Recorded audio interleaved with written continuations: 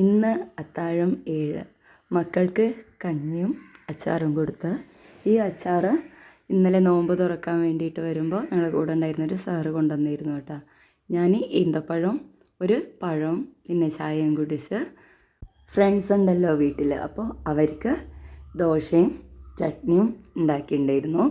പിന്നെ അണ്ണന്മാർക്കുള്ള ദോശ വെച്ച് എന്നാൽ സ്കൂളിൽ പോയിട്ട് വരാൻ കുറച്ച് ലേറ്റായി ഉണ്ടായിരുന്നു കേട്ടോ. അപ്പോൾ ഞാൻ ഉമ്മൻ്റെ അടുത്ത് പോകുന്ന വീഡിയോ ഒന്നും എടുത്തില്ല. വേഗം വന്ന് ദോശ തന്നെ ഉണ്ടാക്കാമെന്ന് കരുതി ദോശ ഉണ്ടാക്കി.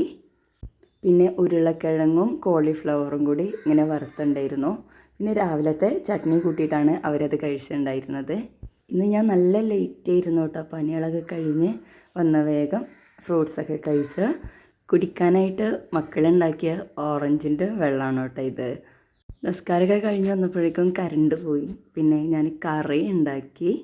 ഇവർക്ക് കഴിക്കാനായിട്ട് ദോശയും പിന്നെ ചിക്കനും ഉണ്ടായിരുന്നു. പിന്നെ ഞാൻ ഉണ്ടാക്കിയിരുന്ന വെജിൻ്റെ കറിയും ചേർത്തിട്ടാണ് നമ്മൾ കഴിച്ചിട്ടുണ്ടായിരുന്നത്.